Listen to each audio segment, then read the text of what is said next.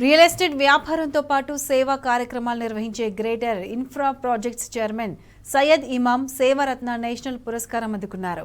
AICC central member Sanjay Pathak, మాజీ కేంద్ర మంత్రి వేణుగోపాలాచారి, హైకోర్టు మాజీ జడ్జి జస్టిస్ చంద్రకుమార్ చేతుల మీదుగా సయ్యద్ ఇమాం ఈ అవార్డు అందుకున్నారు.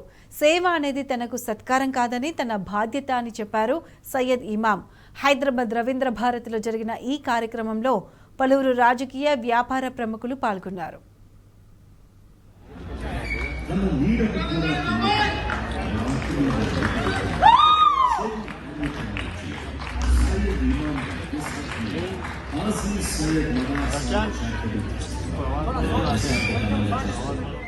సేవారత్నం అవార్డు, ఇంటర్నేషనల్ అవార్డు నన్ను ఎంపిక చేసి ఈ అవార్డు ఇచ్చినందుకు సొసైటీ చైర్మన్ అబ్దుల్ రెహమాన్ గారికి నా యొక్క కృతజ్ఞతలు.